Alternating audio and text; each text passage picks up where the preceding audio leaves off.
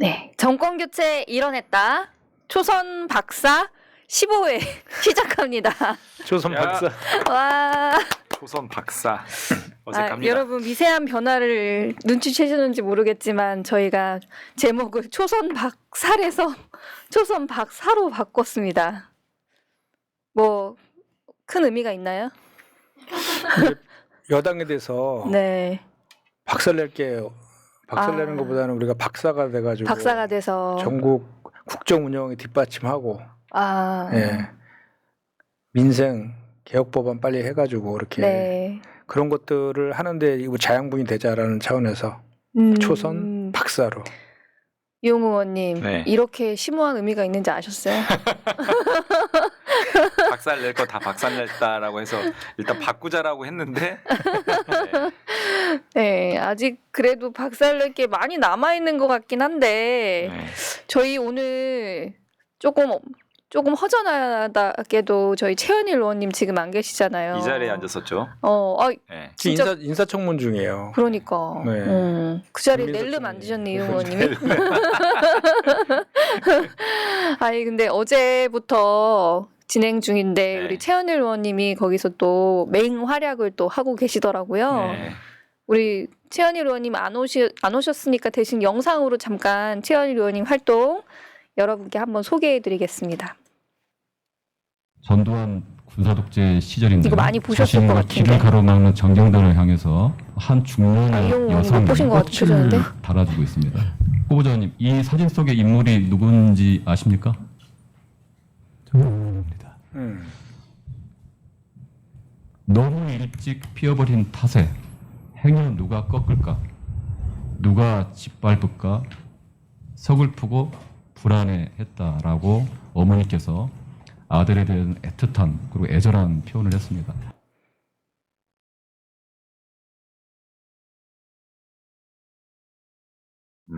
진행을 하세요. 기사에서 잠깐 이게 끝이구나. 봤었는데 저 장면이군요. 네, 제가 저거 긴 버전 보는데 그 후보자께서 입술 달싹달싹 하시고 손 움직이면서 어쩔 줄 모르시는 게 되게 가슴 아프더라고요. 울컥했죠. 예. 네, 정말. 하여튼 어머님 나오면 울컥해요. 근데 사실 어느 순간부턴가 인사청문회라는 게 그 공직 후보자의 능력을 검증하는 게 아니라 정말 그 본인에 대한 또 검증이 차지하는 비중보다 가족들이 차지하는 비중이 굉장히 높아진 것 같아요.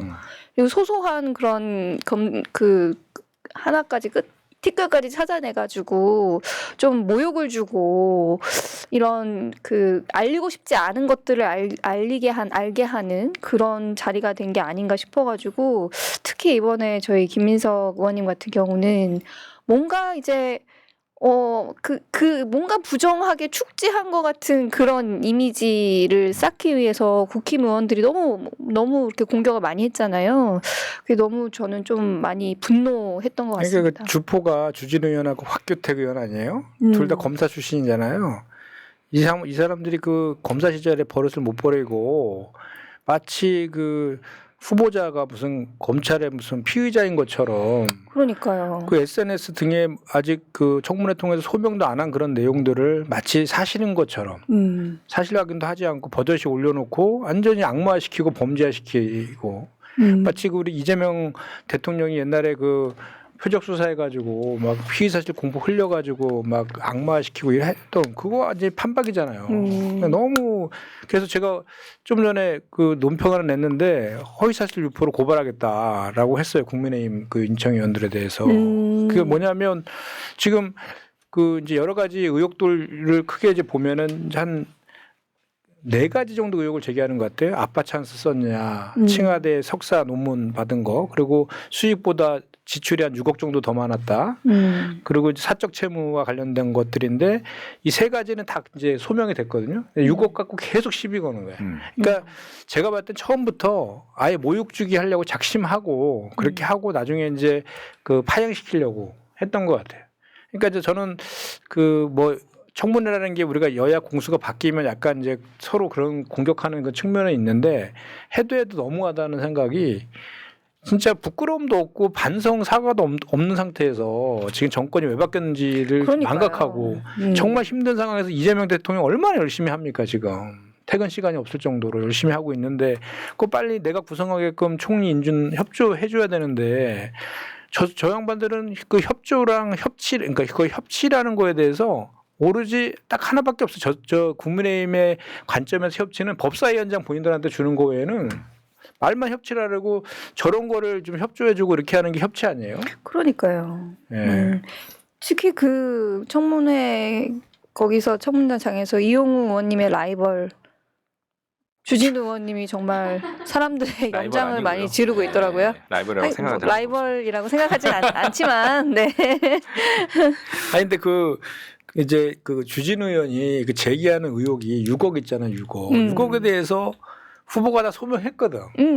그러니까 6억에 대해서 그 2019년도에 그 축의금, 2020년도에 조의금, 2022년, 23년도에 출판기념회에서 책 판매한 가격이다라고 그게 6억이다라고 했고 그거에 대해서 다 얘기를 했는데 그거를 교모하게 짜집기 해가지고 연도를 다 빼버리고 네.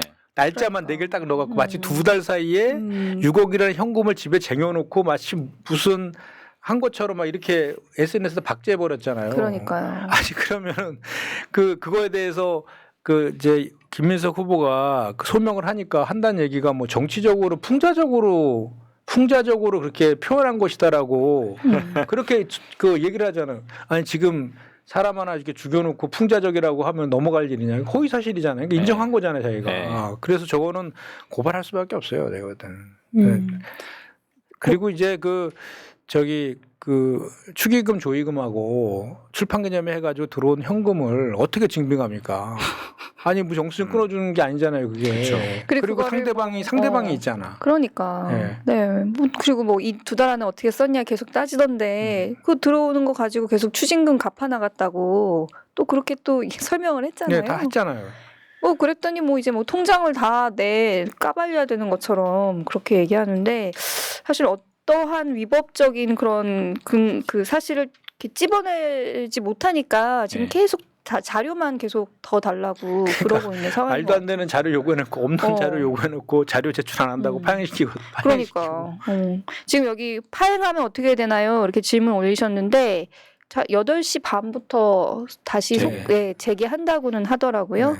그래서 오늘 인청이 끝나면 3일 안에 인사청문 보고서를 채택을 해야 되고 뭐 저희가 어쨌든 저희 김민석 총리님 같은 경우는 빠르게 임명시켜서 국회에서 인정하고 우리 당의 입장은 명확합니다. 지금 오늘 24시까지니까 그래서 여야 간에 합의하에 청문 보고서 채택 안 하면은 3일 지나면 본회의에 올릴 수 있거든요. 그래서 합의되면 이번 주 안에 본회의에서 처리할 예정이고 합의 안 되더라도 다음 주 6월 30일 또는 7월 3일, 3, 4일 이때는 반드시 그 청문회 후보자 본회의에서 통과시키겠다는 게 당의 입장이에요. 6월 임시국회가 7월 3일까지죠? 4일이에요. 7월 4일.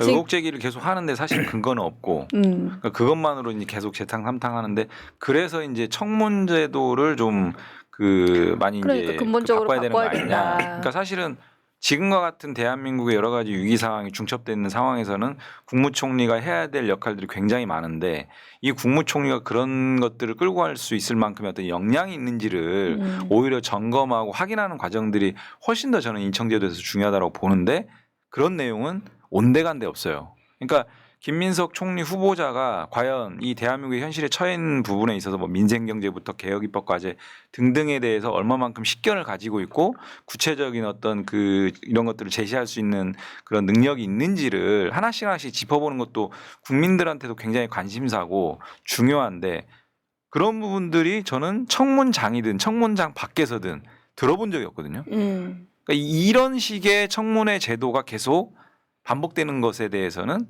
계속 말들이 있어 왔고요. 그래서 차제에는 근본적인 어떤 법 개정을 포함해서 좀 제도 개선책을 좀 마련할 필요가 있어 보입니다. 그게 지금 당에서 준비하고 그것도 아마 빠르면 이번에 임시회의에서 처리하겠다라는 그 방침이 있어요. 근데 이제 사실은 우리가 이제 인사청문회법 개정한다 그러니까 또 국민의힘에서는 마치 우리가 무슨 지금 후보자들 방탄하려고 한다. 근데 이번에 법 개정에도 지금 후보자들한테는 적용이 안 되잖아요. 그리고 우리가 이거를 그 주장했던 것은 야당 때부터 우리가 주장했었거든요. 21대 때에도 그 저기 한덕수 총리 그 할 때에도 저쪽에 제안을 저쪽에서 거절했었고 또 작년에 우리 권칠승 의원이 작년에 인사청문회법 개정안이 지금 계류돼 있어요. 하셨어요. 예, 지금 계류됐으니까 야당 때 한 거예요 우리가. 네. 근데 이제 너무 심하니까 차라리 우리가 여당 때 이렇게 개정해 놓으면 나중에 이제 그 같이 다 공통적으로 그러니까 똑같은 저기 인사청문회 제도가 문제가 있다는 것은 국힘도 인정하잖아요. 네. 근데 왜 저 법 개정만 하려면 저렇게 또 안 된다고 하는지 도대체가 이해가 못 되겠어요. 그리고 사실 한덕수 전 총리 인사청문회 때 기억 안 나세요? 정말 그 자료 하나도 안 내고 자료 하나도 안 내고 한덕수만 둘째치고 그랬나요? 뭐. 아니 제가 몇 가지다 그때 하도 커가지고 일단은 둘을 비교해 보면요. 금액 사이즈가 틀려요. 우리 저기 김민석 후보는 평생 그 4선 국회의원인데 재산 2억이잖아요. 그 저 한덕수 총리는요. 그 김앤장에서 근무할 때 회의 4번 하고 네. 20억 받았어. 재산이 뭐 70억인가 그렇지 예, 않나요? 그러니까 뭐 한덕수? 저도 하도 많아서 그건 주진우가 70억인 것 같은데. 아, 아니 그리고 그것뿐만 아니라 뭐 홍콩의 무슨 국영기업에서 그 아내의 땅을 50억을 뭐 이렇게 매입을 해가지고 뭐 이해상충 그 의혹도 있었고 금액이 뭐 한두 건 그 미 대사관 할 때 대사관에서 맞아요. 아내가 대사관에 전시회 전시회를 열고 하고 정말 많았거든. 네, 그래서 결국 우리 그 민주당하고 그 당시에 정의당이 이건 진짜 부적격 인사다라고 했음에도 불구하고 당론으로 추인해줬어요. 당론으로. 왜냐하면 그 새로운 정부 들어오면 국정 운영에 협조한다는 취지에서 그리고 역대의 국무총리 후보 중에 인준을 안 해준 경우가 없어요. 단 한 번도. 아, 딱 한 번 있는데 그거는 스스로 낙마한 경우, 스스로 사퇴한 경우 빼고는 다 통과시켜줬다고요. 이게 허니문이라는 그 허니문, 말이 있잖아요. 네. 그런 차원에서 일단은 정권이 바뀌면 일할 수 있는 그 기회를 줘야 되는 게 그 도리 아니에요? 그게 협치지. 그러니까. 예. 근데 협치 저쪽의 협치는 법사위원장이야. 법사위원장이 지금 협치야. 이거 인사청문 동의 안 해주고 원하는 거 얻으려고 협상 카드로 쓰려고 네. 그거예요, 그러는 것 그거. 같더라고요. 맞아요. 예.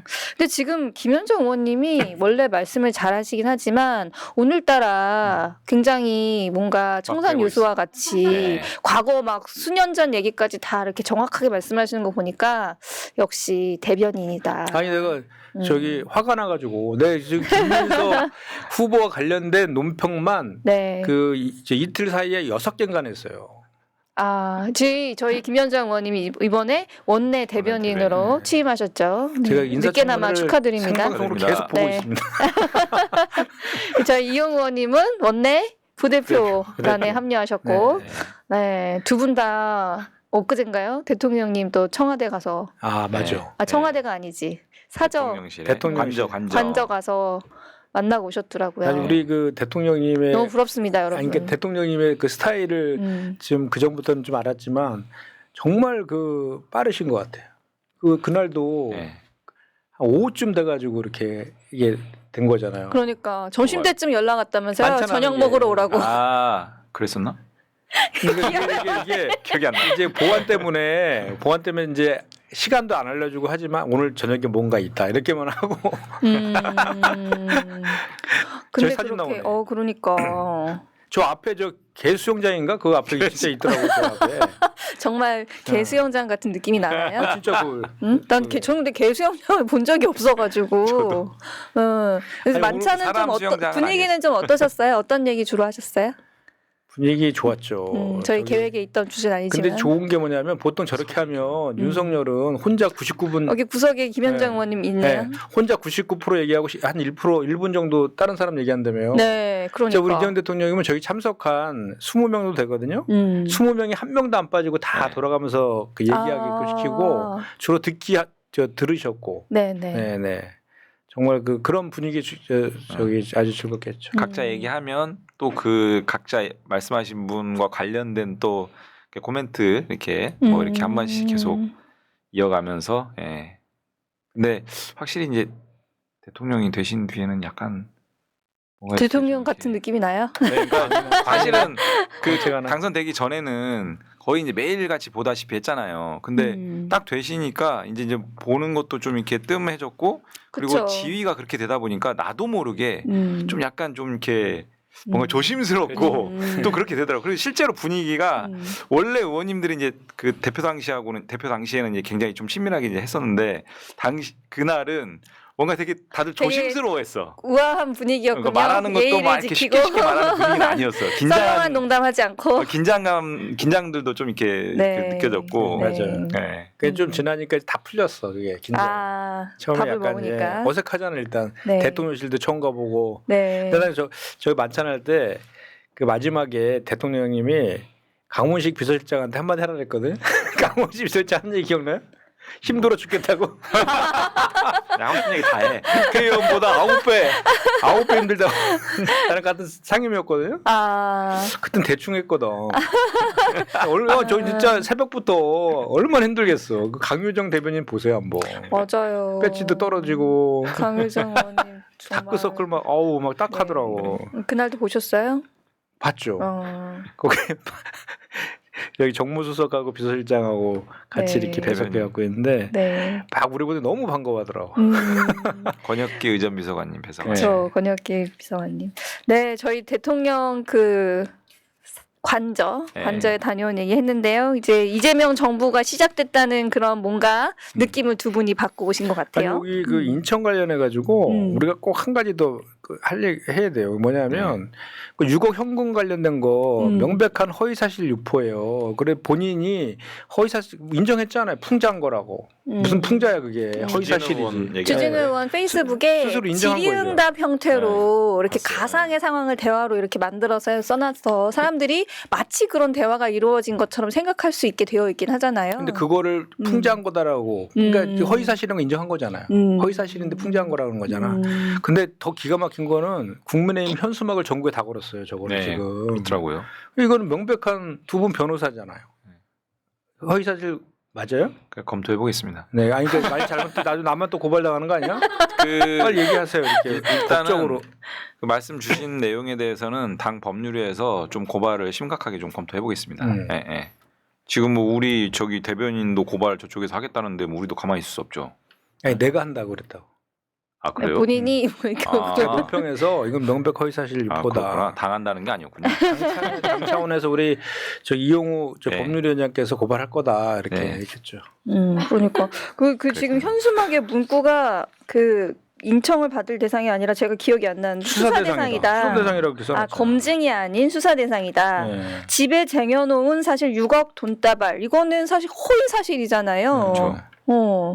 근데 그 이제 저쪽에서는 또 우리가 이제 인청을 하다 보니까 주진우 의원이 주포로 나섰는데 주진우 의원 관련된 의혹이 더 많아. 그죠? 할아버지가 그러니까. 손자한테 7억 증여하고, 그죠? 그 증여 그 저기 그리고 뭐죠? 급성 간염인가 그거로 맞아요. 급성 군면제. 간염으로 군면제. 그 옛날 그 생각나더라고. 난 그 윤석열이 부동시로 부동시. 면제됐잖아요. 그런 사례가 없지 않나요? 황교안 총리도 그 저기 무슨 뭐로 면제되던데. 근데 공통점이 쭉 있더라고요. 제가 검사 출신들. 그러니까. 네. 두 분은 검사는 안 했죠. 네. 네. 검사에는 전혀 뜻이 없었습니다. 네, 그래서 저희가 이재명 정부에 대해서 이제 얘기를 해보려고 하는데요. 이용 의원님 먼저 발제해 볼까요? 네.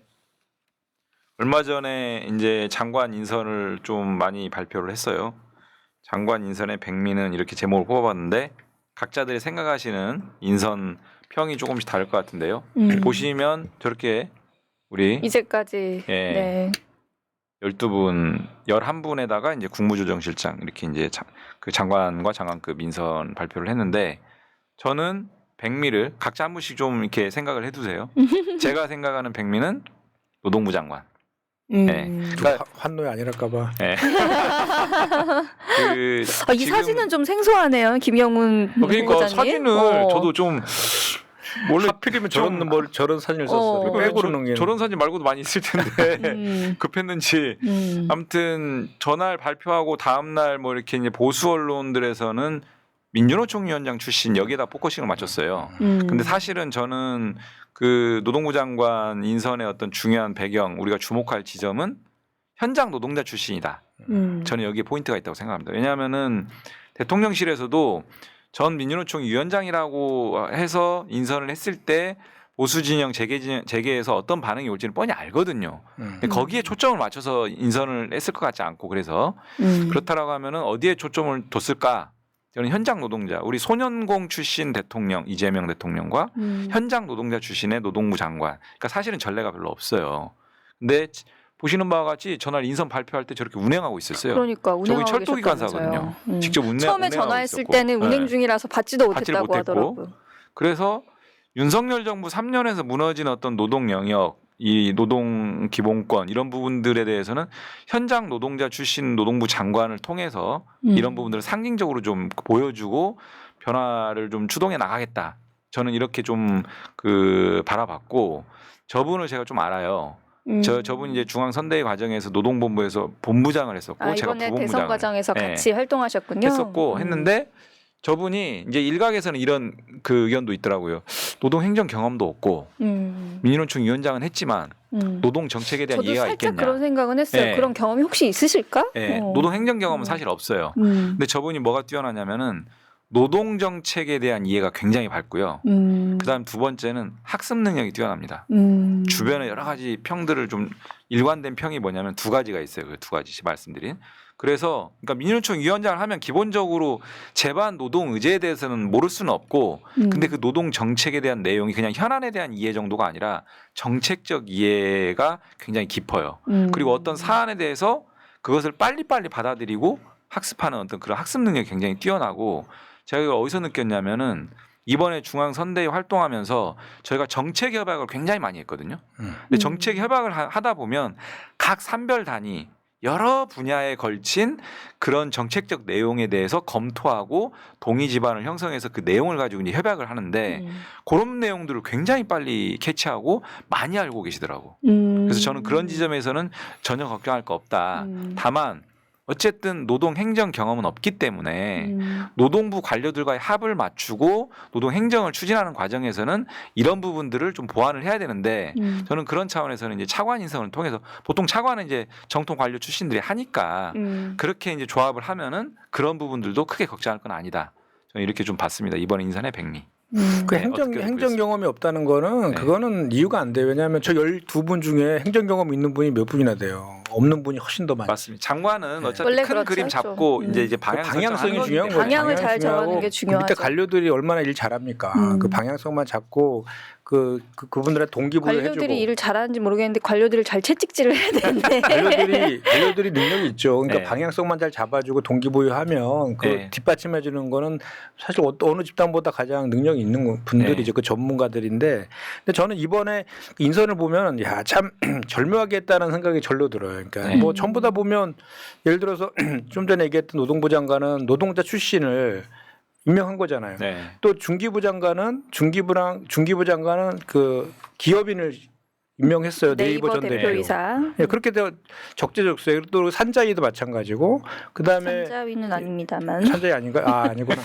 아 저기 안규배 저 의원 같은 경우에도 국방부 그 장관. 5선이지만 2년 빼고는 전부 국방위에서만 근무했던 64년 만에 민간 출신 맞아. 국방부 장관 그 상당히 의미 굉장히 있잖아요. 의미 있죠. 예, 상당히 의미 있는 거고 특히 이제 탕평 관련해서는 국민의힘 출신 권오을 의원도 지금 국가보훈부 장관으로 또 임명돼 있고 이제 송미령 장관이 지금 핫한데 어쨌든 보니까 그때 대통령님이 그날 유일하게 송미령 장관 임명한 이유에 대해서 얘기를 하셨던데 그러니까 진영 가리지 않고 일 열심히 하면 그 장관 시킬 수 있다라는 그런 메시지를 전달하고 싶었다 이렇게 얘기를 한 거고 이제 지금 농민단체나 이런 데서 일부 이제 그거에 대해 반발하고 있는데 그거에 대해서는 이제는 송미령 그 장관이 잘 소명해야죠. 찾아가서 맞아요. 사과할 건 하고 네. 또 본인이 윤석열 정부 때와는 다르게 지금 이재명 정부에서의 국정 그 운영 방향에 맞추겠다고 본인은 얘기하셨다고 하니까 그런 걸 한번 지켜볼 문제고 그런 논란거리들이 계속 해소되지 못한다고 하면 결국은 뭐 그것은 송미령 장관의 영역이기 때문에 그리고 장관이라는 게 임기가 없잖아요. 네. 예. 그러니까 그런 것들에 잘 대해서 짧을 수도 있고 못하면 길 수도 저희가 있고. 본인이 언제든지 해소를 바꿀 예. 수 있으니까. 한번 지켜봐주시면 좋을 것 같아요. 저희가 사실 그래 송미령 장관에 대해서는 날카롭게 계속 지켜보는 눈들이 있을 것 같고요. 네. 사실 내란 때 국무회의의 일원이었기 때문에 맞아요. 그런 점들에 대해서 조금 저도 좀 우려스러운 점도 있었는데 사실 또 돌이켜보면 그분이 그 국무회의 상황에 대해서 가장 솔직하게 네. 증언했던 장관이기는 하잖아요. 네. 그런 점에서 그 본인의 과거에 대해서는 좀 반성하는 네. 마음이 있지 않을까. 오늘 또 사과도 하긴 했더라고요. 그 네. 농업 3법에 대해서 본인이 막말 비슷하게 했던 게 있어서 네. 그래서 그런 것도 사과했고 하니까 앞으로 정말 그 능력을 귀히 여겨서 유임시켜 주신 저희 대통령님의 네. 뜻을 저희 좀 귀하게 받들어 잘했으면 우리가 지금 좋겠다. 저기 노동부 장관 얘기하다가 지금 우리가 딴 데로 좀 샜는데 네. 아니 각자의 백미에 대해서 얘기하고 있었어요. 예, 그러니까 그 국민의힘에서 네. 뭐 민주노총에 대한 보훈 인사 네. 뭐 이렇게 또 얘기하던데 또 그렇게 프레임을 그거 잡고 하더라고요. 민주노총과 민주당과의 관계를 좀이라도 알면 그런 얘기 네. 못 하는데 네. 맞아요. 맞아요. 그죠. 정책 협약은 민주당하고는 한국노총이 맺어져 있잖아요. 네. 그래서 사실 민주노총은 그 이제 무슨 현안들이 있을 때 연대하는 그런 정도이지 정책적으로 협약되고는 전혀 없잖아요. 그럼 네. 그게 가능하지도 않는 그 조직이고 음. 그럼에도 불구하고 민주노총 전 위원장 출신을 노동부 장관에 시켰다는 그 상징성이 난 대단한 것 같아. 네. 그러니까 손영공 출신 대통령, 노동자 출신 이제 노동부 장관 이건데 그 두 분이 인연이 되게 오래됐어요. 네, 그래서 신뢰관계가 꽤 있거든 두 분이. 아 그래서- 개인적으로. 예? 개인적으로? 옛날에 공부 모임도 같이 했던 거로 내가 알고 있고. 좀 그래서 아시는구나. 근데 김영훈 위원장이 저도 제가 이제 산별위원장 할 때 같이 활동했었는데 되게 말한 것처럼 이렇게 그 학습 능력이라든지 이렇게 그걸 표현하는 능력이나 이런 게 대단히 뛰어나요. 소통 능력도 소통 능력도 있으시군요. 뛰어나고 그리고 이제 2번이나 했어요. 철도노조 위원장을. 위원장도 2번 하고 네. 그리고 그렇게 그 이제 민주노총이라는 총연맹의 위원장도 하고 또 이렇게 철도노조도 상당히 큰 조직이거든요. 거기도 2번이나 했는데도 임기 끝나자마자 현업으로 복귀해서 저 철도 운전하잖아요. 기관사 하잖아요. 근데 그때 그 임기 마치고 저녁에 소주 한 잔 했었는데 그때 내가 했던 말 지금 기억나. 운전할 줄 아세요? 사고 나면 어떡하냐고. 이게 이제 노조를 오래 했으니까 행정은 괜찮은데 운전해야 되는데 그래서 지금 막 하고 있다. 쓸데없는 걱정을 하셨네요. 아니, 실제로 그 이제 그런 것 때문에 KTX 운행 그건 자격이 필요하거든요. 새로운. 근데 KTX 운행 그 자격은 없다고 하더라고요. 그래서 전날도 그 발표하는 날도 ITX 아 를 운행하고 맞아요. 있었고 KTX 운행 자격은 없다고 그러고 우리 박 의원님은 어떻게 그러니까 보셨어요? 저는 지금 우리가 얘기하는 거 보면은 사실 또 어떤 지위에 있거나 어느 소속이거나에 관계없이 능력을 봐서 사실 등용을 하고 있는 것 같잖아요. 능력 인선. 능력 인선이라는 점에서 굉장히 주목하고 싶은데 특히 그 앞으로 우리 이재명 정부에서 미래의 성장 동력으로 삼으려고 하는 게 AI와 재생에너지 이쪽인데 AI 분야는 그와 관련해서는 사실 민간의 혁신적인 민간 부문에서 혁신적으로 활동해온 분들을 많이 모시려고 한 것 같고 그래서 이분들이 앞으로 우리 대한민국 미래를 위해서 어떤 역할을 할지 좀 주목해 봐야겠다는 생각을 했어요. 그 이전에 사실 청와대의 AI 미래 수석인가요? 네, 그 그거 하정우 신설했죠. 미래기획 수석을 수석. 임명을 했죠. 네. 저와 같은 97학번입니다. 네. 97. 네. 저기 S대 컴퓨터공학과. 컴퓨터공학과. 네, 제 친구의 친구인데. 네, 그래요? 네.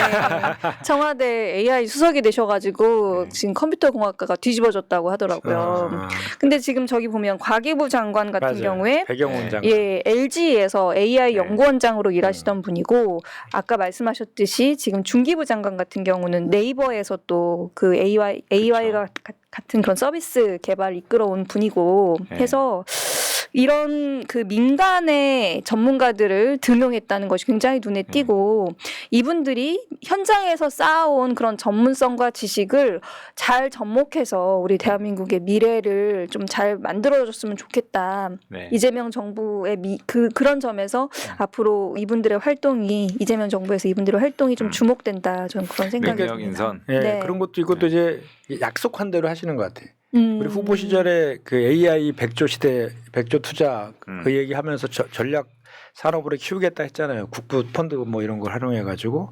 근데 실제로 AI 대통령실의 직책도 새로 신설하고 AI의 전문가를 또 가계부 장관 시키는 네. 거 봐서는 그 미래 먹거리 관련된 아주 확고한 그런 그 의지가 있으신 것 같아요. 그죠? 네. 네, 그러니까요. 그 이제 AI라든지 뭐 바이오 이런 쪽은 전략 산업으로 해야죠. 그러니까 말씀하신 것처럼 전반적인 인선의 어떤 기조는 정말 명확한 것 같습니다. 능력, 전문성. 능력이 있으면 이곳저곳 안 가리고 뭐 학자 출신이든 뭐 저 기업가 출신이든 또는 나이든 뭐 뭐든 여야 뭐 나이 뭐 이런 거 다 안 가리고 일단 오로지 능력을 중심으로 이제 보고 가겠다라는 거고. 그래서 저는 이제 아까 말씀하신 그 하정우 AI 미래기획 수석이 있었고 과기정통부에 지금 이게 최연소래요, 역대 최연소. 7년 과기정통부 장관 배경원 네. 후보자. 네. 그 역대 최연소 과기정통부 70년대생들이 네. 대거 들어왔죠. 그 AI를 이제 정통 AI 전문가를 두 분을 이제 그 부처랑 대통령실에 이제 한 거거든요. 저는 사실은 잘 아시겠지만은 대한민국의 전 분야의 AI가 지금 우리가 좀 약간 어떻게 보면 최선두는 아니잖아요. 그래서 이 부분들이 향후 대한민국의 가장 핵심적인 저는 지점이라고 보는데 네. 확 끌어올리겠다라고 하는 의지를 그러니까 강력하게 사실 필요한 최근에 겁니다. R&D 예산 뭐 네. 그냥 무식하게 깎고 그래가지고 네. 과학기술계가 많이 위축됐는데 한 번에 저희가 좀 회복을 해야 되지 않을까. 회복해야 될 시점이 아닌가 그 생각되고요. 저기 댓글에 보니까 이용우 의원님한테 질문이 있는데 네. 윤석열 체포영장 기각됐다고 왜 기각됐냐고. 기억됐어요? 속보로 떴어요. 나왔네. 그러니까 지금 법원이 속보로 떠가지고 체포영장을 제가 어떻게 기각해가지고 직답을 하기가 되게 아니 지금 사실 제가 오늘 다른 방송에 나가서도 이 체포영장 그러니까 그런 거잖아요. 경찰 수사 단계에서 2번 출석 불응했고 특검이 도입되자마자 출석 불응 의사가 명확하게 확인됐기 때문에 영장 청구를 한 거거든요. 의견서까지 냈다 그랬죠. 네, 근데 진짜 이게 좀 이상해. 계속적으로 이 저희 조이대 다시 좀 어떻게 좀 잡아야겠나요? 내란 수계 아니 근데 재판. 그게 그 전에 계속 저 윤석열 내란 수계가 주장하는 게 맨날 절차 위반, 맨날 주구장창 절차 위반만 했잖아요. 이게 내용에 대해서는 다투지 하면서 뭐 공수처랑 검찰의 수사권 없다고 막 그런 주장 막 했었잖아요. 근데 특검은 이제 명백하게 있는 거잖아요. 네. 근데 그 특검법에 대해서도 뭐 특검의 재량을 너무 많이 줬다. 그러면서 위헌이라고 그 얘기도 주장하고 하는데. 있더라고요. 근데 경찰에서 23일 날 수사권을 다 이양 받아서 예. 이어서 이렇게 한 건데 그게 왜 기각이 됐는지 모르겠네. 근데 뭐 다음에 출석한다고 약속을 좀 한 것 같아요.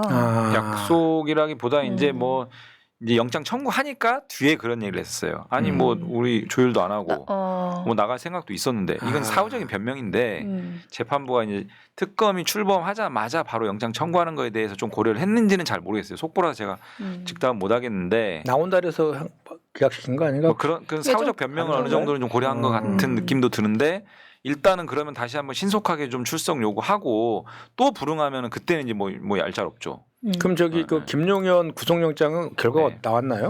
아직 그것도 오늘 내일인데 아직 속보 안 떴으면 아니, 오늘 24시간 넘어가면 풀어줘야 된다며. 그래서 오늘이 만료인가요? 오늘 24시. 영장기가 예. 영장기가 만료. 예, 26일. 그럼 오늘 뭐 결론 나겠네. 그러니까. 왜냐하면 오늘 신문도 했는데 오늘 신문이 사실 영장 실질 심사에서는 원래 한 번 하고 끝나는데 두 번째였어요. 그러니까 좀 이례적이었죠. 재판부 한 번 더. 기피 신청인가 뭐 기피 신청도 뭐 구두로 사기가 5번인가 했다면서요. 오늘도 했대 오늘도. 어. 그 지기현 저 판사잖아요. 그 네. 재판부가. 진짜 지금 재판부. 지기현이 좀 열받았겠는데. 풀어줬더니 수계 풀어줬더니 그러니까 이게 이제 우리 장관 인선 우리 서운해하실 우리 의원님들이 계십니다. 잠깐만 얘기하고 또 넘어가죠. 그러니까요. 우리 저기 김성환 의원님 이번에 예. 환경부 그죠 인선됐고 정동영 의원님 또 통일부 장관 후보자로 20년 만에 다시 번째. 지명돼서 야, 저것도 엊그제 우리 의총에서 정동영 의원님이 아주 인상적인 발언을 하셨죠. 그렇죠. 금강산에서 아. 의원 연수를 할 수 있도록 빨리 잠깐 만들겠다. 잊어버리고 있었는데 네, 그러니까 이제 기억해야겠네요. 무너진 남북 관계를 최대한 신속하게 좀 복원하고 하겠다라고 하는 상징적인 발언을 해주셨고 김성환 의원님 같은 경우는 환경부인데 지금 이 정부 조직 개편 논의의 또 한 축이잖아요. 이게. 그렇죠. 그래서 만약에 조직 개편 되면 이제 뭐 에너지 분야라든지 기후 기후 위기 대응 에너지부 분야라든지 요거를 이제 쪽으로 네. 통합해서 뭐 이렇게 어떤 정부 조직 개편 논의가 있는데 이 부분과 관련해서 어쨌든 김성환 의원님은 지금 산자이시죠. 네. 산자위에서 이제 에너지 또 기후 위기 이런 부분들에 대해서는 뭐 당의 최고의 전문가 중에 한 그렇죠. 분이시고 또 정책통이잖아요.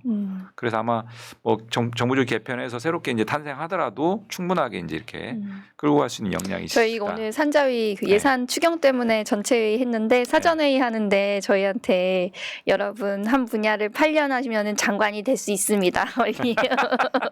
이러시더라고요. 근데 더 오래 한 안규백 의원님도 계신데, 네 이게 근데- 한 우물을 판 전문성 있는 민주당 의원님들이 또 자신의 길들을 찾아가신 것 네. 같아요. 김성환 의원님은 그 정치인으로서 정말로 계단을 쭉 밟아 올라왔잖아요. 기초부터. 구의원부터 해서 네. 시의원, 구청장, 청와대 들어갔다가 또 저기 구청장하고 또 국회의원까지.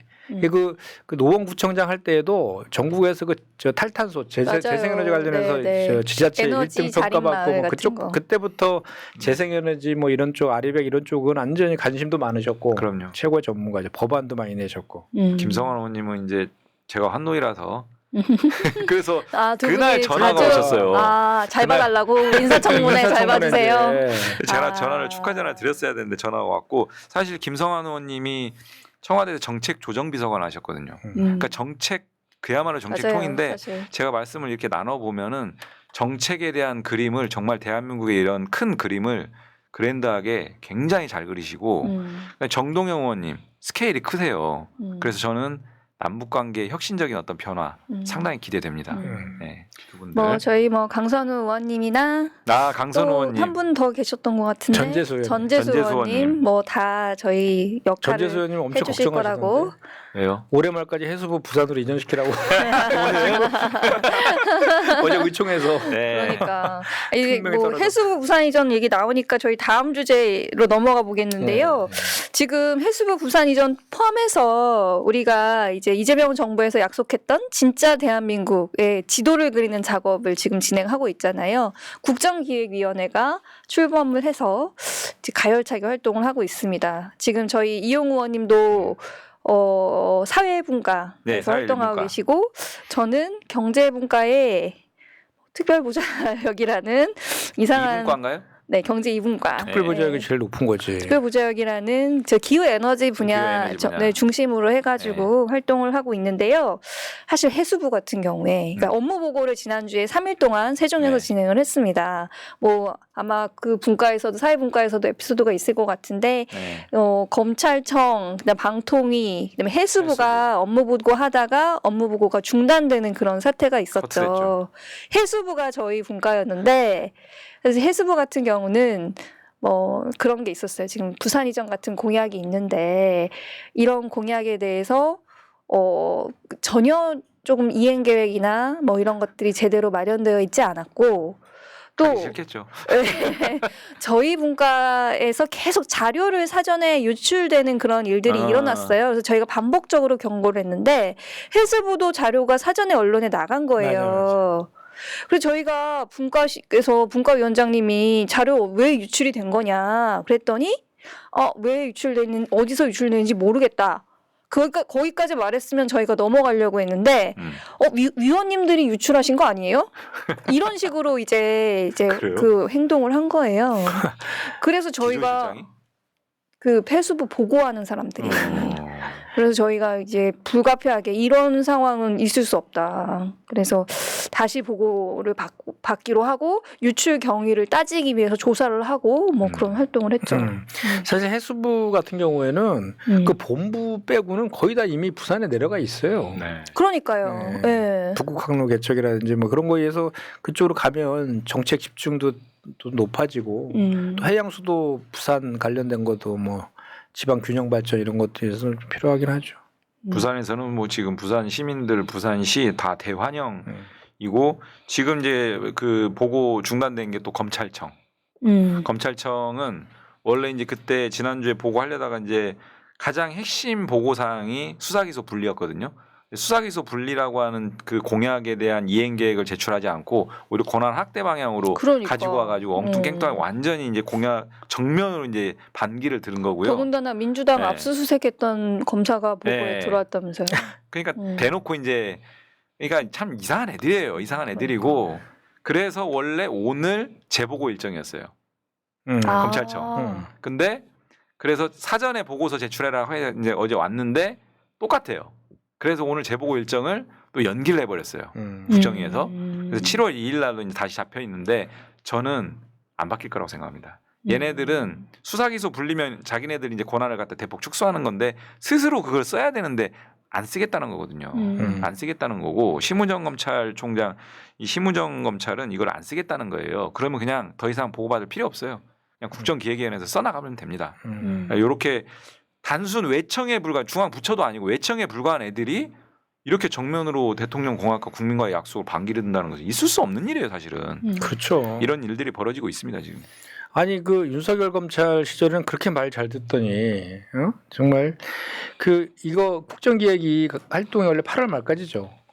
8월 말보다는 조금 더 당겨서 우리가 그러니까. 사실 빨리 해야 되는데 8월 초 정도에 뭐 마무리한다고 네, 그런 얘기하죠. 네. 원래 60일 해가지고 8월 중순 조금 늦어지면 1, 2주 더 이랬는데 지금 흐름은 7월 말 8월 초 빨리 좀 당기자 이런 분위기입니다.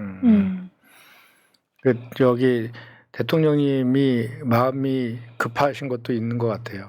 그러니까 사실 이제 부동산 같은 이제 좀 분야가 빠르게 대응이 이루어져야 일은 되는 많고, 네. 되는데 그 지도가 빨리 나와야 되고 사실 국정기획위원회에서 이렇게 업무 보고와 관련한 그런 갈등이 있는 거를 이재명 정부 들어서서 우리가 갑질을 하는 거다 이런 식으로 또 언론에서 프레이밍을 하는 게 있더라고요.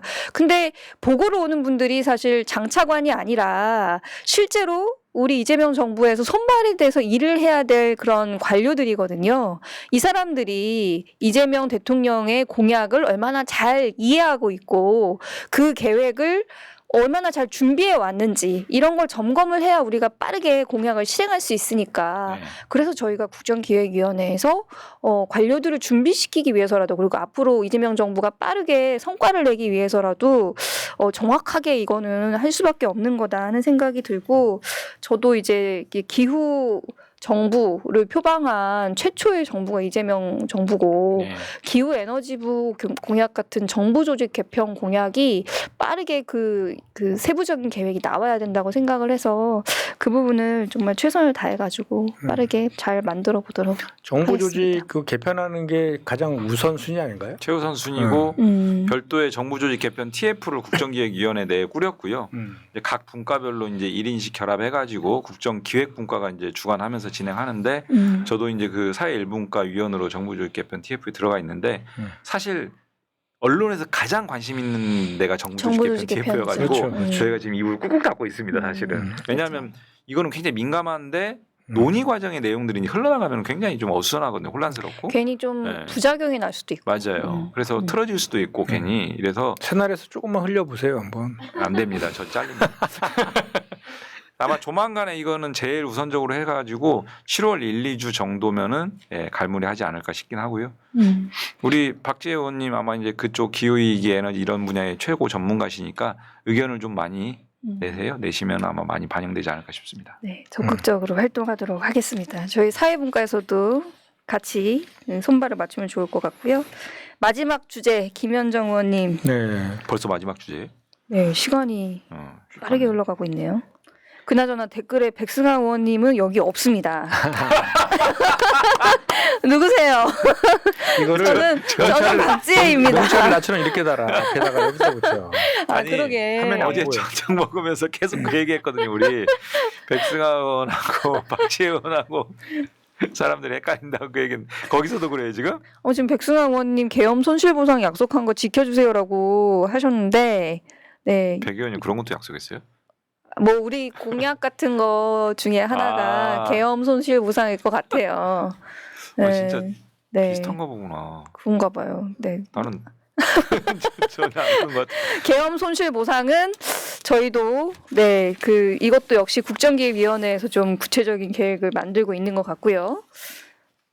이재명 정부 첫 추경안 어떻게 네. 언제 합니까? 7월 4일 이전에는 반드시 하는 거죠. 그러니까 예상으로는 한 7월 3, 4일 정도 본회의 열어서 처리할 걸 목표로 지금 하고 있는데 그 국민의힘에서 추경안 가지고 또 필요성에는 공감한다라면서 또 막 반대하잖아요, 이것저것.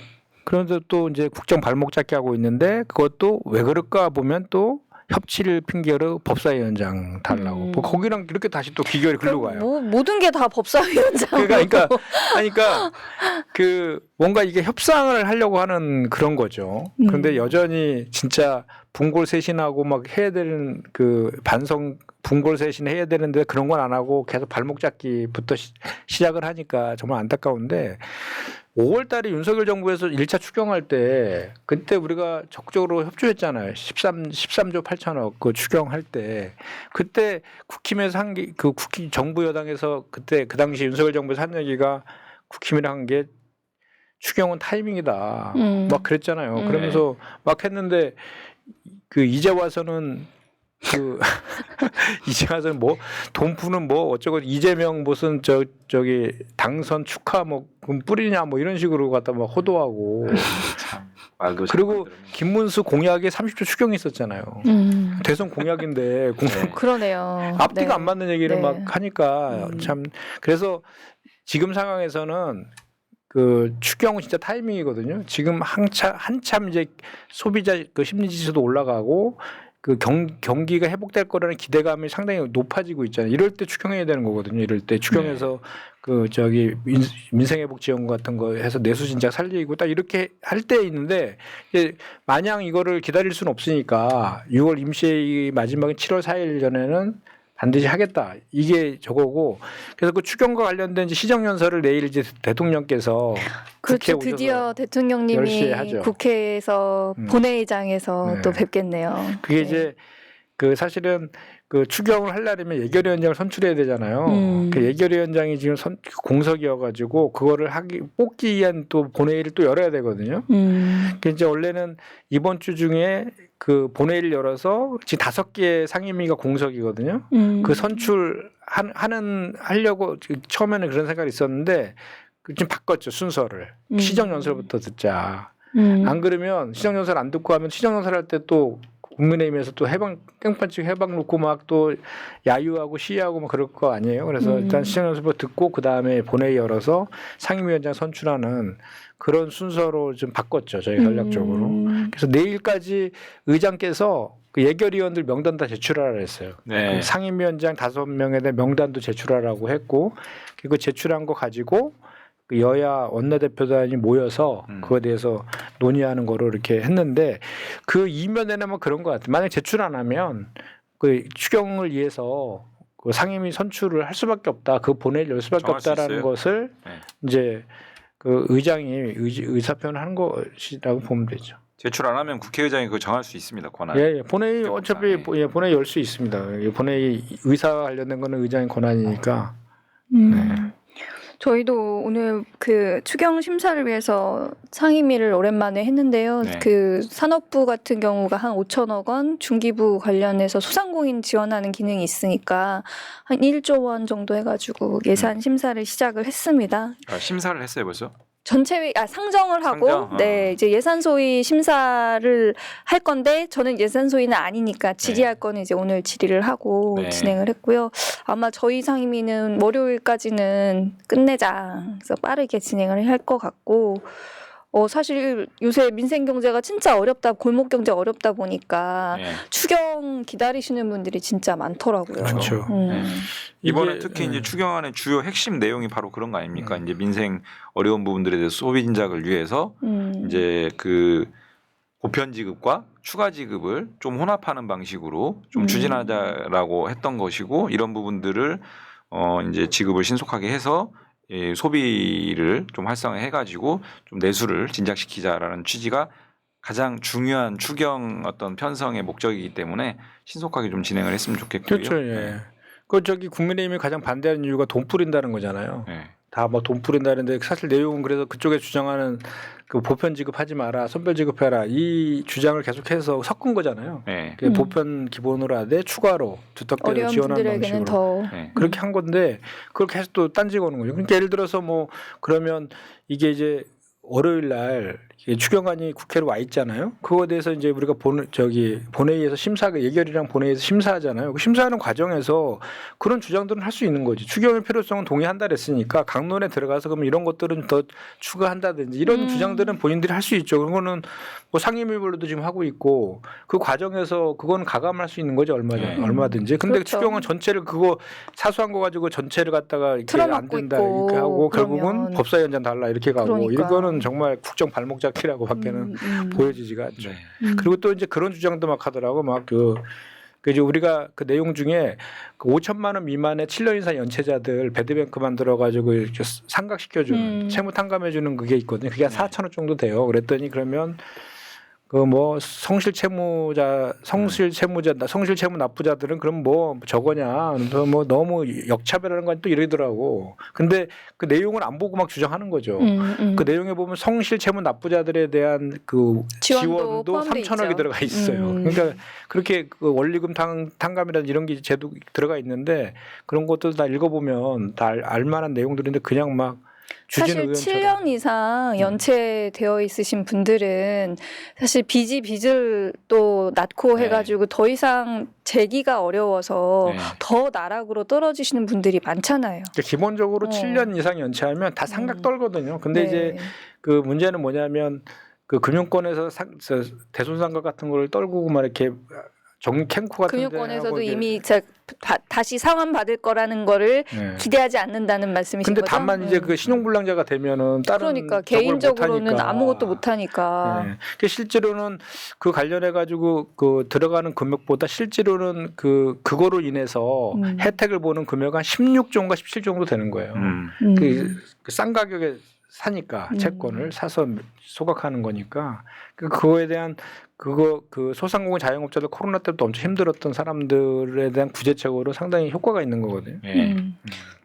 저는 재기할 수 있는 분들, 능력이 있는 분들은 다시 경제활동을 할 수 있게 해주는 게 우리나라 전체적으로 봤을 때도 더 이익이라고 생각해요. 그렇죠. 그분들이 그럼요. 계속 나락으로 떨어지면서 뭐 기초생활수급자로 복지 혜택을 받는 그냥 그런 분들로 전락하는 것보다는 재기할 수 있는 분들은 재기할 수 있게 해주는 게 경제적으로도 이익이 아닌가. 빚 빠진 독에 물 붓기라고 그렇게만 볼 수만은 없다. 그런 생각이 듭니다. 지금 그 이제 사실 우리나라 금융 같은 경우는 이제 금융기관이라고 부르잖아요. 공공성이 있어서 사실 그 고객들 돈 가지고 사실 이렇게 대출해줘 갖고 그거로 뭐 그 이익을 내는 구조니까 너무 손쉽게 돈을 버는 구조가 있어서 그래서 공공성이 강조돼서 금융회사가 아니라 금융기관이라고 이렇게 부르는 이유인데.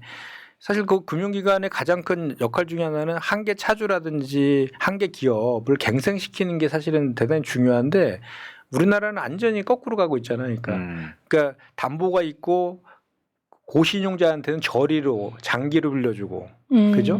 이제 한계 차주라든지 한계 기업 갱생시켜야 될 거기는 아예 대출도 안 해주고 아예 고리라든지 담보 없으면 대출 안 해주고 이렇게 점점 양극화가 심해지게 이렇게 지금 운영되고 있는 게 저희 김민석 총리 후보자님을 보세요. 돈을 빌릴 수가 없으니까 사적으로 그냥 지인들한테 빌려가지고 추징금 갚으신 거 아니에요? 사채 쓴 거죠. 그러니까 이제 그 제1금융권에서 그렇게 대출을 못 받으면 2금융권으로 가는데 2금융권도 안 되면 저기 사채 시장으로 내몰 이렇게 그러니까 이제 점점 그 뭐랄까 갱생되는 게 아니라 더 나락으로 떨어지는 이런 악순환들을 좀 끊을 필요가 있는데 그래서 그런 것 중에 그 가장 여러 가지 방법들 중에 하나가 그 자꾸 연체 채권에 대해서 자꾸 이렇게 소각해 주는 거예요. 일정 기간 되면 그러면서 갱생을 도와주는 이것도 하나의 프로그램인데 우리나라는 그런 거 너무 인색해. 외국은 그게 되게 일상화되어 있거든요. 이게. 그런 차원에서 이번에 뭐 잘하고 정무위에서 김현정 의원님이 좀 이렇게 시스템을 만드는데 좀 앞장서시는 걸로.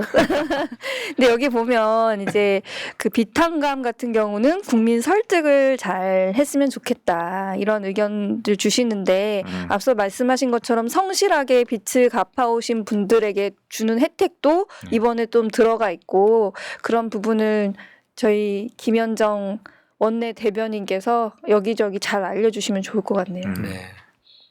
갑자기 왜 저한테 아, 대변인 표정. 추경안을 설명했을 뿐인데. 제가 그러니까요. 네. 아유, 우리 인사청문회 우리 최현일 의원 잘하고 계신지 모르겠네. 오늘 자정 꽉 채우나요? 아니 어제도 11시 반까지 했더라고요. 그저 최현일 의원이 우리 방송할 때도 보면 되게 조곤조곤 논리 있게 잘 본인만의 얘기하잖아요. 페이스로. 네. 영상 준비도 잘하신 것 같아요. 그러니까요. 그 두 분이 또 되게 친하잖아요. 같은 영등포 갑을 이렇게 지역구도 붙어 있어서. 그러니까 또 그런 과거까지 다 알고 계시니까 사실 앞서 우리가 처음에 보여드렸던 네. 그 어머니와 관련한 에피소드도 설득력 있고 좀 되게 공감대. 네, 공감되게 잘 소개하실 수 있지 않았나 이런 생각이 들고요. 여기 댓글에 최현일 의원 청문회에서 빛을 발하고 계십니다. 아, 지금 정말 자랑스럽습니다. 초선 박사가 낳은 청문회 스타로 박사니까 더 빛을 발하시기를. 사실 저희가 초선 박사 이름 정할 때, 그 바꿀 때, 최현일 의원님이 되게 잘 어울릴 것 같다 그런 생각하지 않았나요? 맞아요. 우리가 시간이 좀 남아서 여담인데 오늘 우리 이재명 대통령께서 또 소록도 그러니까요. 가서 한세인 거기까지 또 가셨어요. 그 대통령으로는 처음으로 방문한 거라고 하더라고요. 그게 또 여사님께서 방문해서 약속한 거를 지키신 거라면서요. 그러니까. 그러니까 공약하거나 약속한 거는 정말 지키려고 지키려고. 약간 결벽증 비슷하신 것 같아요. 그러니까 우리 성남시장하고 경기도지사 할 때도 공약 이행률이 96% 넘었잖아요. 그러니까 공약한 건 거의 다 하실 것 같아요. 그리고 해수부 이전도 바로 공약했는데 바로 하고 우리 강훈식 실장이 12월까지 하라고 못을 박으시고 네, 날짜까지 상법도 3주 안에 처리하라. 이번에 처리해야 돼. 아 진짜 이번에 난 깜짝 놀랐는데 우리 주가가 3,200포인트를 뚫었어요. 그러니까요. 코스피. 우리 저기 그 올해 그러니까 몇 개월 전만 해도 2,200포인트였어요. 그러니까 지금 거의 한 1,000포인트 가까이가 오른 거예요. 30% 올랐네. 지금 OECD 국가 중에 1등이에요. 상승률이. 그러니까 이게 그 경제는 심리라고 증시는 더 심리라 그러는데 심리적으로 시장에서 야 이거 5,000포인트 공약했는데 지킬 것 같다 될 것 같다라는 아니 진짜 그렇게 받아들이는 거죠 시장에서. 그리고 이제 제일 그거를 특징적으로 나타내는 게 그 지주사 주가가 가장 폭등하고 있다는 거예요. 지주사. 그 지주사들이 상법 개정에 가장 반대했었거든요. 근데 시장에서 거꾸로 반응하는 거지. 그건 뭐냐면 그 지주사들은 경영권 승계라든지 지배주주의 이익을 위해서 편법적 지배구조, 뭐 물적 분할, 뭐 쪼개기 상장, 이중상 이런 거를 노상해 왔잖아요. 그게 이제 안 되기 때문에 반대하는 건데 시장에서 그런 걸 안 하게 돼서 훨씬 더 기업의 가치가 높다라고 평가하고 있는 거거든. 그러니까 대단히 우리가 상법 개정을 하는 이유를 시장에서 지금 알려주고 있는 거죠. 언제쯤 추진하는 거죠? 상법 개정? 지금 7월 4일 이전에 그 추경안 처리할 때 하려고 해요.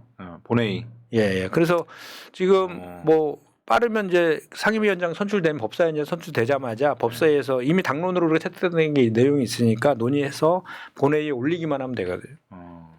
지금 법사위에 있죠. 아직 지금 법사위에 안 올라갔어요.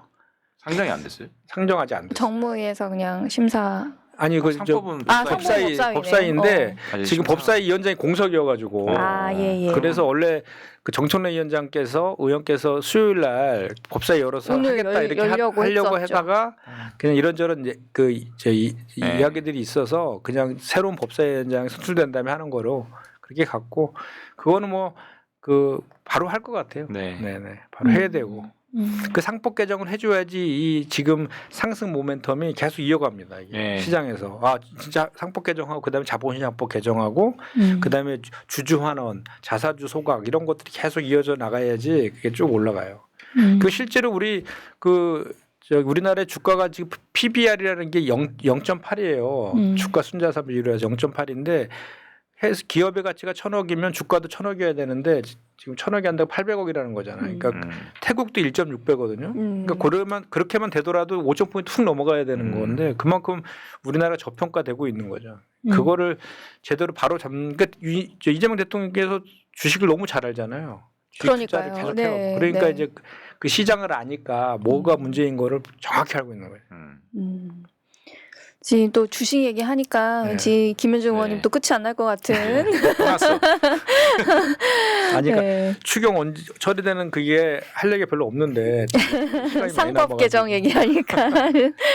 아니 근데 많은 분들의 바램이 그 주가에 반영. 사실 주가가 지금 기대를 많이 반영하고 있는 거잖아요. 말씀하신 것처럼 그 약속을 지킬 것 같다는 그런 그 약속을 지키는 행보에 대한 긍정적인 평가가 여기 주가에도 반영이 되고 있는 것 같고 또 그만큼 이거를 우리가 이 기대를 등에 업고 출범한 만큼 이재명 정부가 빠르게 성과를 내야 되지 않나 이런 생각을 다시 한번 하게 되는 것 벌써 같습니다. 성과를 내고 있죠. 네. 네, 그래서 저희 이제 오늘 그 초선 박사 준비한 내용은 여기까지고요. 앞으로 보니까 장관 임명할 분들이 9명인가? 남았더라고요. 8명인가요? 예, 남았더라고요. 법무부 장관도 아직 안 네. 했잖아요. 중요한 법무부, 부처들이 사실 많이 교육부, 남아있어요. 예, 많이 남았죠. 우리 법률위원장도 산자. 아직 음. 가능성이 있는 거 아니야? 법률위원장 아, 이용 의원님이요? 죽일 셈인가요? 초선이 장관하면 빨리 죽는데요. 아유, 정치 생명이. 이용 의원님 진짜 사법개혁과 검찰개혁과 분들이 저를 진짜 네. 사지로 내보려고. 그 7로 시작하는 전화 잘 받으세요. 7로 네. 700에 네. 8080 네. 주진우 의원이 받았다는 네. 대리기사. 기재부, 교육부, 법무부, 국토부, 행안부, 문체부 사실 주요 중요한 부처. 부처들이 네. 많이 남아 있고 이 빠르게 인선을 끝내고 진짜 정말 풀 스피드로 달려가는 모습 저희도 빨리 보고 네. 싶네요. 네. 네, 그럼 오늘 초선 박사 박사가 박사. 조금 어색해. 그렇다. 초선 석사로 해? 초선 박살이 좀 좋은 것 같아요. 저에게 입에 달라붙었는데 네. 박사는 아직. 네, 오늘 그러면 여러분 오늘 여기까지 이제 마치도록 하겠습니다. 초선 박사. 어색하죠?